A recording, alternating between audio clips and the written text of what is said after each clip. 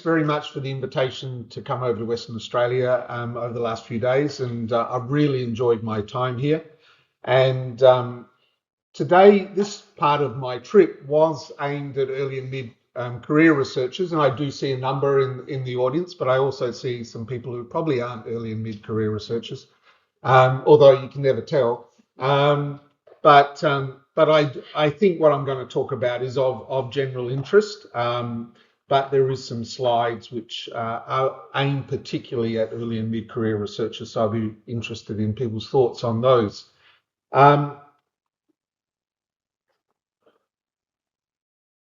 Before I start, I'd like to acknowledge the traditional custodians of the lands that we're on, and I'd also like to acknowledge Aboriginal and Torres Strait Islanders in the audience.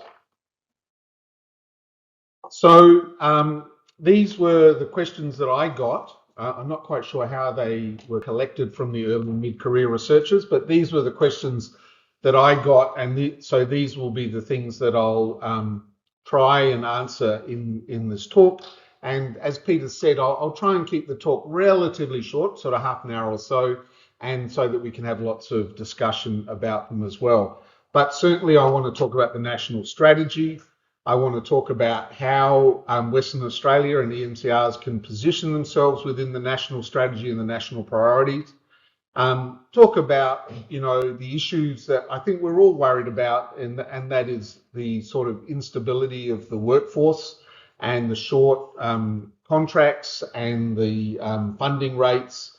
Talk about how we work together nationally, and also just some thoughts about how you develop a competitive research career. So as Peter said, the final health and medical research strategy has been released. In fact, it was released now about a week, 10 days ago on Friday in Adelaide, and I was lucky enough to be there.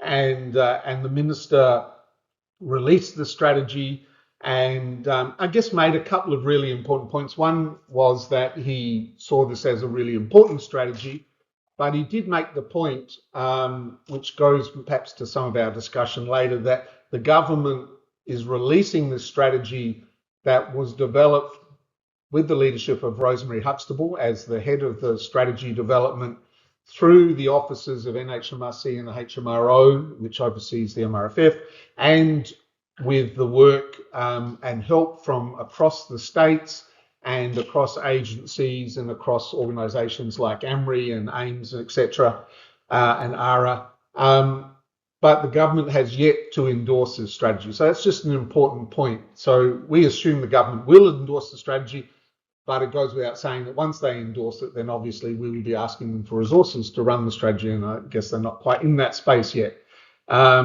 So that's an important point to make about the strategy.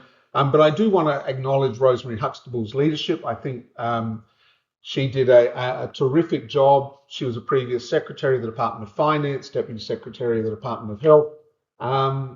I actually didn't know her before we started developing the strategy, and I did wonder, who's this person they've appointed to chair this, who has had relatively little involvement in health and medical research, but she understood the area, she understood the development of the strategy, and importantly, she understood the mechanisms of government, and I think that was very important, and her leadership was terrific. So what does the strategy really mean?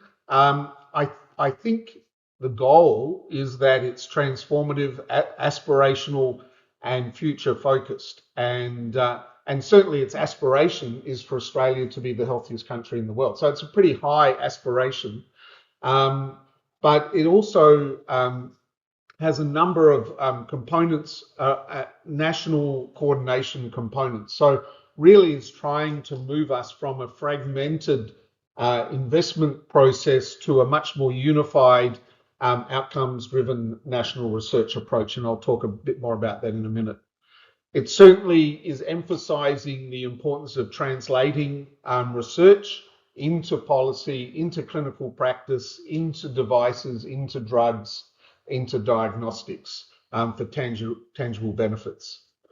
It's certainly looking at a national level at the concepts of platforms and programs. And so it's really asking, can we be better at utilizing the funding that we've got if we think about it on a larger scale across the country, rather than a lot of smaller granting processes. And so how do we do that? How do we share that infrastructure, and how do we enable large-scale national research? And it also talks about workforce sustainability and diversity, and really is trying to ask questions about the workforce. I think it's on another slide, but importantly, it says we should start by measuring the workforce. And we at NHMRC have tried that on at least a couple of occasions. It's actually very hard to measure the medical research workforce. It's almost impossible. And for the strategy, we actually outsourced to another company to do that, and that has been published. Again, it probably didn't really hit the mark. I don't think it sort of captured some of the workforce, but not all the workforce, and certainly didn't necessarily demonstrate how many people were moving in and out, going overseas and such. So I do think there's a piece of work to be done. I personally think, and we've started these conversations, that the Australian Bureau of Statistics, the ABS, actually has probably the tools that we need. Through a thing called PLIDA, they actually have a lot of information about all of you, and they have a lot of information about all of the activities in the Australian economy. They actually currently don't have NHMRC or MFF information, but that could easily be shared with them. And then I think we could, and importantly, they have ATO information. It's all de-identified, but we could actually start to see and understand the workforce and the movements in the workforce. Because we often get statements made to us saying, lots of people are going overseas and not coming back. Well, we actually don't know that. We actually want people to go overseas and get different experiences, but are they coming back? And we need to know that. Lots of people are moving out of medical research, going into other sectors. And again, I'm not sure we know that. So I think it's a really important point. So here's the national strategy at a glance, and you can see the aspiration: Australia, the healthiest nation, driven by research and innovation, delivering for all. So there's a couple of points in that vision. One is aspirational, about where Australia thinks it should be, that it's all going to be driven by research and innovation, and there's obviously equity involved in that, that we need to make sure, if we are the healthiest, that everyone is healthy. And the five focus areas, are probably the key things. I mean, I encourage everyone to read the whole thing, but certainly the focus areas, the number one focus area is very much about acknowledging the importance of fundamental and discovery research in driving the whole system, and the fundamental importance of that research in being the pipeline all the way out to commercialization and policy.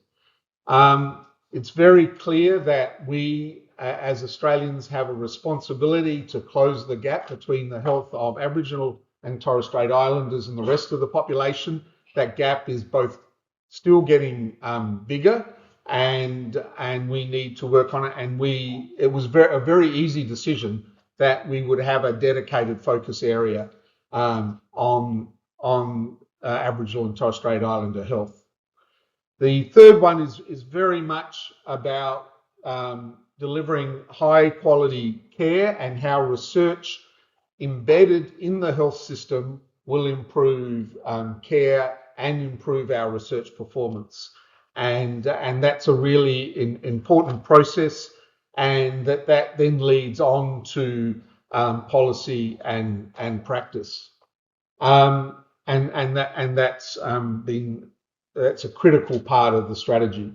The strategy also acknowledges that we need to be part of the economy, and we need to be part of the economy in two ways. One, health is a huge part of the economy. The Australian and state governments spend a lot of money on health, as do we privately.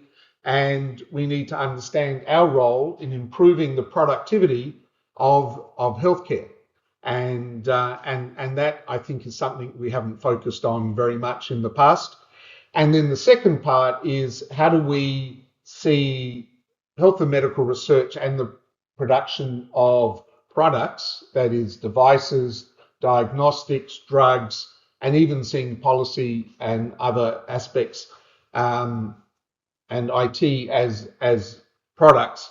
How do we drive that process so that we, as health and medical researchers, play a bigger role in the strength of the Australian and the health of the Australian economy? And then the last focus area, which is a little bit of a grab bag, to be honest, but basically says we need to be aware of what's happening in the future, and we need to be cognizant of that in terms of developing our research, and we need to understand our position in the global area and particularly in the region as it relates to things like sustainability and climate change. So that's also a really important focus area.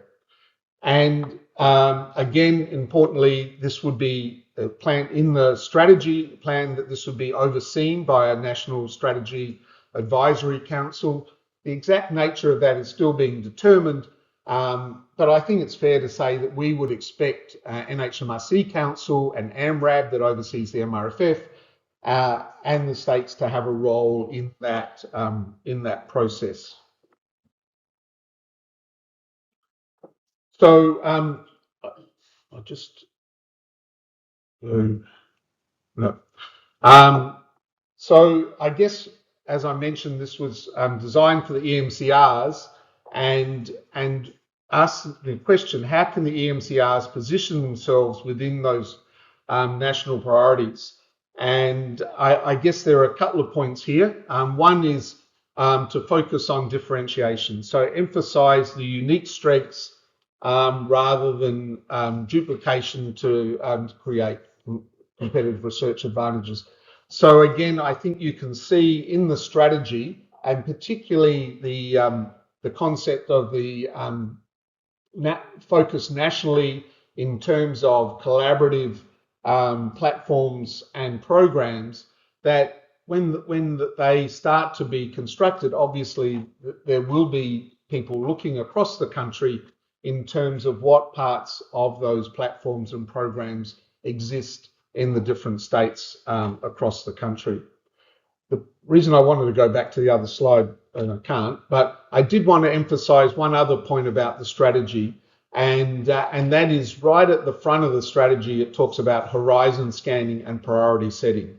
So I just wanted to mention that as an important point, and an area that people around the country will be engaged in, and that is that it's stated that as part of that process, there will be ongoing horizon scanning in order to see where health and medical research across the world and in Australia is going, and then highlighting the priorities that need to be looked at across those 5 focus areas that I just went through.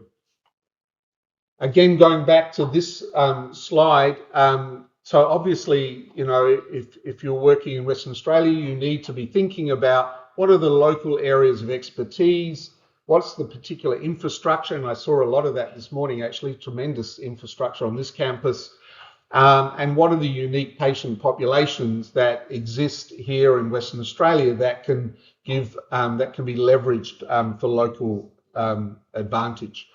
And you know, an obvious example of that is, you know, that it's a very big state with large rural and regional areas. And I mentioned a whole focus area of the strategy is on Aboriginal and Torres Strait Islander health. And so that context, I think, is very important here in Western Australia, as it is obviously across the country, but with particular other areas of strength like the Northern Territory and Northern Queensland. I do think that we haven't in Australia engaged in cross-jurisdictional collaboration as much as we could have, and I would acknowledge that the NHMRC funding schemes and the MRFF funding schemes haven't been particularly targeted at the concept of large national programs. And so I do think, and I heard some good examples this morning of work across the states, but I do think that thinking early on about collaboration across the country in terms of how that might strengthen the national research impact. And I think those opportunities, which aren't, as I mentioned there in the current funding schemes, I think will arise as we work through the strategy. And I think that if people are thinking about that early, starting those early, that they'll have a particular advantage. So I mentioned workforce, and I know that people worry, and particularly early and mid-career researchers worry about workforce a lot. And workforce is embedded right across the strategy. It's worth, as I said, having a good read and seeing that. It does recommend the development of a workforce analysis followed by a workforce plan. Our guide dog is really enjoying his treats down there. But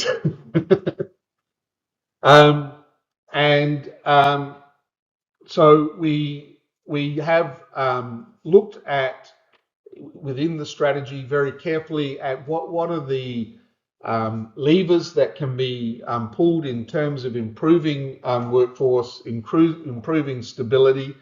Obviously, some of it is intrinsically linked to funding, and the strategy has a number of recommendations that would require extra funding, but the strategy doesn't actually say how much or where or from what. And Rosemary was very strong in doing that because we're not telling government how to spend their money or where to spend the money. We're saying this is a strategic way of looking at health and medical research that would require additional funding, but without putting exact dollars on it. In terms of the process, the goal is stable, coordinated system with very clear career pathways. I think we have been and continue to be at NHMRC and MRFF supporting diversity across the workforce, and I think the work in gender, I think, personally think it's been terrific, and our work in Aboriginal and Torres Strait Islander CIAs also has gone up quite dramatically. So there's a lot of work in diversity, but obviously needs to be more. And again, I know I've mentioned national platforms and programs quite a lot, but I do think that longer term national platforms and programs allow early and mid-career researchers to sit underneath those programs and supported by those programs and by senior researchers, rather than necessarily trying to get an EL1 or an EL2, which I know is how hard that is. And those, they can then be developed and grow within those programs. And I think that is also an important model in terms of the development of early and mid-career researchers. And we're keen to see that happen both in the metropolitan areas, but also in rural and remote areas, and obviously in Aboriginal and Torres Strait Islander programs or platforms as well. And in fact, probably the first rounds of these sorts of calls are likely to be in rural and remote and in Aboriginal and Torres Strait Islander, particularly from the NHMRC. So this is the slide or the page in the strategy on workforce, and really highlight some of the issues that I've been talking about. Particularly, we heard a lot about job insecurity and unstable career pathways. We wanted to be sure that we actually have a skilled workforce that's ready for the challenges across the board, but particularly in regional areas. The industry area, and one of the examples in that area were the Ready Fellows. That was highlighted as being very successful, and the strategy calls out Ready Fellows as an example of something that could be enlarged and going forward. And I actually personally thinking back that the practitioner fellows were also a really good, in fact, they were a form of industry fellow in a way, where research monies were utilised to buy clinician time so that they could do research. And I think those sorts of, that sort of flexibility in the system, I think is important.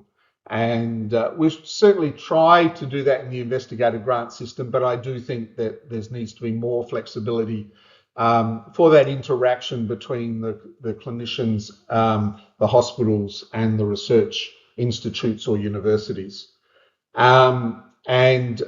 Obviously, we're very aware that the Aboriginal and Torres Strait Islander workforce is one where we actually have, some tremendous senior researchers, but we are worried that those guys, good friends of mine like Alex Brown, etc., are getting older, and we're not necessarily having as many young Aboriginal and Torres Strait Islanders coming up underneath them. And so we need to make sure, and that really applies across the board, but I guess Aboriginal and Torres Strait Islanders is a bit of a microcosm. It's a bit easier to measure of the whole country. So that's been important.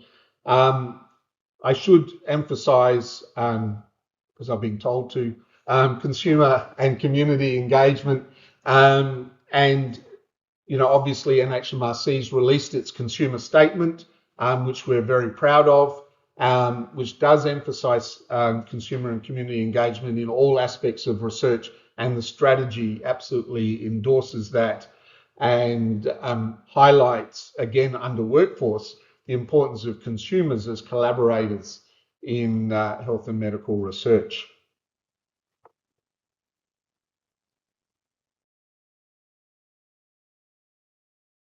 So what does national coordination mean for states like Western Australia? So I've commented on quite a lot of this, but importantly, the way we've been thinking about it is that you would have national coordination, but autonomy at a regional or a state level.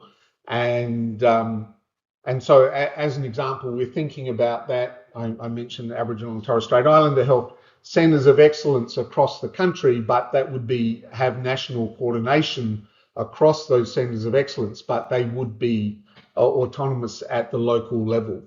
I certainly think that there are good examples of shared platforms already, and I think some of the clinical trial platforms across the country are really good examples. And we have evidence that clinical trials run within national clinical trial platforms often perform better than other clinical trials. But I do think there are real opportunities in terms of platforms that share data across the country, registries, cohorts, other data sharing, clinical trials I've just mentioned, infrastructure platforms. And some of these are not necessarily currently funded by the NHMRC or the MRFF. They're funded by NCRIS or other funding bodies. And again, the strategy highlights the importance of ARC, NCRIS, CSIRO, NHMRC and MRFF being in the same room together, talking about these sorts of opportunities. And again, I think those sorts of opportunities are important for states like Western Australia and South Australia and Queensland.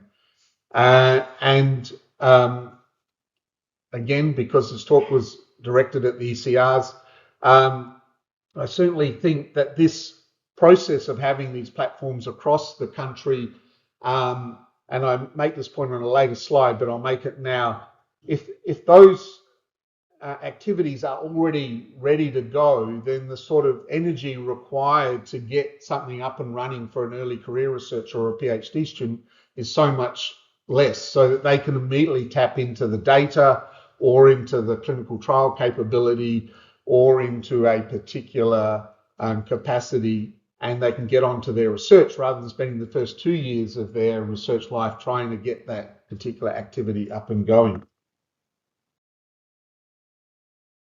So how can an early or mid-career researcher play in the national strategy? I've written there, good question, because I actually really don't know the answer. But I do think, you know, the horizon scanning and prioritization will be happening, and people should get involved in that. We will require leadership and involvement from all parts of the HMR sector, and always looking for early and mid-career researchers to be involved. Obviously, the implementation roadmap will provide an overview of how these things will be happening and encourage people to be involved in that. And I encourage people, and we have AAMRI here, so get involved in AAMRI or ASMR or the Academy or other societies and colleges, all of which have played an important role in the development of the strategy and will continue to play an important role. So there is an implementation roadmap, and it's on the screen here. And you can see under phase 1, I was talking about establishment of national priorities through horizon scanning, the standing up of the governance of the strategy, developing targeted, as I mentioned, I think rural and remote and Aboriginal and Torres Strait Islander are likely to be sort of top of the list in terms of targeted responses, activity on workforce. And then, as you can see, as we go down the strategy, I'm not going to go through all of the parts of it, but there's clearly a plan of actions. And to be honest, some of the actions will be actions that we can accommodate at the NHMRC and the MRFF without additional resources. And then some of the actions, or a lot of the actions, will require additional resources. And that sort of is a nice segue into the other announcement that happened last Friday, where the Minister announced extra funding for the MRFF. And essentially, the announcement meant that in 2030, the MRFF will have about $1 billion to give away. It has about 650 million at the moment. We have about $1 billion. Ours will go up a little bit. And so in the end, there'll probably be about $2.2 billion of health and medical research funding in 2030 to be given away annually. And the Minister announced some of the areas where some of that expenditure will be placed, but not all of them. And so as we see that funding grow, as we see more coordination between the MRFF and the NHMRC, I'm hopeful that we will sort of lose some of the duplication that occurs across that continuum. So if you think of a continuum from discovery research all the way out to commercialization and policy, we do see across there that we fund some stuff that the MRFF also funds. I gave the example this morning of development grants. We weren't sure that development grants were funding things that the MRFF wasn't also funding. So for a year, we've stopped the development grants, put the money into ideas grants. But I think there are other opportunities to do that, which means that even though the funding is going to the MRFF, one of the consequences could be that ideas and investigators and other NHMRC schemes might grow somewhat as well, because we'll stop duplicating what the MRFF does. And so I think in that sense, we have a much more sensible continuum of research between the two funds. And I also am hopeful that ultimately the MRFF will move into the NHMRC, and then even though it will stay as a separate fund and absolutely a translational fund, that will become much more seamless, and I think again we'll see even less duplication. And then hopefully over time, if you look at the economics of the MRFF, you can see that it should grow because it's making money as a fund all the money is not being spent. And even if you spend $1 billion, it's not all being spent. So, so I think that is the sort of silver lining for health and medical research in Australia. I'd like to see the MREA grow, but that's not happening right now. So building national competitive programs, I think I talked quite a lot about this, but again, I think it's important to have a look at the strategy and make sure you're aligned with the strategy. Make sure you're thinking about translation and impact. And in the end, impact is what we want to firstly be able to measure, and secondly, reward. And as I mentioned, look at distinct research niche. I just want the next 3 slides, I'm going to go through reasonably quickly, but I did want to indicate there is actually some data and evidence on this. And so King's College, actually some time ago, but they've continued to do this work, looked at what's the hierarchy of key high impact competitive characteristics. In other words, if you look at the very best in the world, why are they so good at health and medical research? And interestingly, I mean, basically, I took that work and then turned it into a tier 1, tier 2, tier 3 process. The tier 1 at the top was people. I mean, it makes a lot of sense, but we sometimes forget. And that's why I was sort of really excited to hear that Fiery Fund was going to fund more people, attracting people and retaining people to Western Australia. Leadership was really important, and culture was really important. So interesting, strategy is not there yet. It's people, leadership, and culture.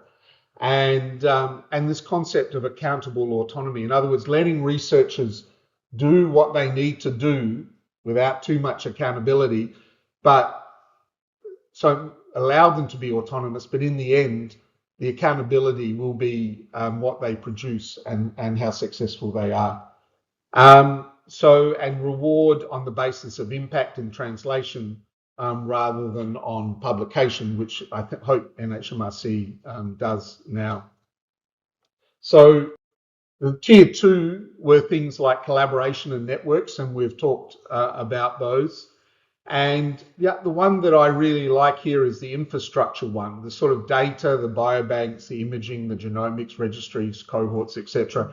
And the term low activation energy. And that's where I think is really important for early and mid-career researchers to have access to those sorts of capabilities without having to develop them themselves. So the low activation energy means that it's cheap and easy to get the data. It's cheap and easy to get the tissue from the biobank. It's cheap and easy to get imaging because it's already there and it's sitting there waiting for the researcher. And I think that is really important. And pump priming, I think, is something that I've seen happen at a state level really well. And I've seen a number of funding schemes that have really helped people then get up to the category 1 funding streams, just with relatively small amounts of pump primings. And then the tier 3 is strategy and funding, institutional research practices, and the line of sight, which means that the researchers can see where their research is going to have the impact.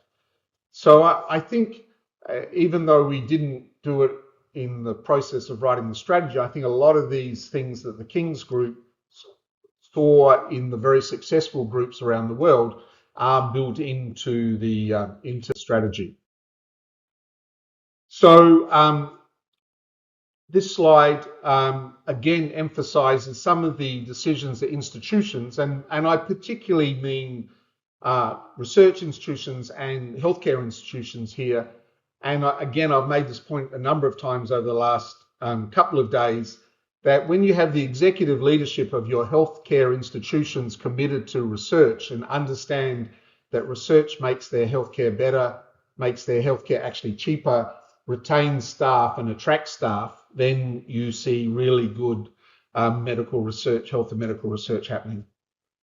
We've had lots of discussion over the last day or so about precincts, and obviously this precinct is a really exciting one, and I think they are important and are decisions that can be made at the institutional level. Clinician researcher pathways are discussed at length in the strategy, but are a really important part of the workforce plan. I've talked about infrastructure, particularly if those decisions are made at an institutional level, particularly those tools around data extraction and data linkage. And the other last point I make, and the evidence is in the clinical trial space, is if you position research as central to safety and quality of healthcare, and that happened in the clinical trial space. The Quality Council asked all the hospitals to ensure that they would be accrediting clinical trials as well as healthcare, really changed the hospital's response to clinical trials. And I think we can do that more broadly. And I think that would be an advantage to health and medical research. And I hope this is the last slide. So I think the decisions that you as early and mid-career researchers can make, firstly, develop your own vision and philosophy, be confident about your own values, develop skills and capability, particularly unique skills and capability, but develop significant skills and capability. One of the things that I've found in health and medical research is the partnerships and friendships, which are both good for your research, but good for you personally. And, you know, I have people like Peter Liedman making jokes about me. So, you know, those sorts of friendships across states and across countries, I think are really important. And that goes to travel. I think we travel less now for all sorts of reasons, and maybe we should travel more. Find a mentor, be a mentor. I think finding a mentor is obviously critical importance, but you learn a lot by being a mentor. I talked about creating that point of difference earlier. I think growing a team, you know, the satisfaction of bringing a team together is really important. And finally, you know, lots of people ask me, where should I go? Should I be going, you know, to Parkville, or should I be going here or there? I actually think you choose the institution based on whether it aligns with your vision and philosophy first, rather than the size, the ranking, and the infrastructure. So I do think if you think about these decisions, they can certainly help you in terms of developing your own competitive track record and impact, which obviously helps you get NHMRC funding.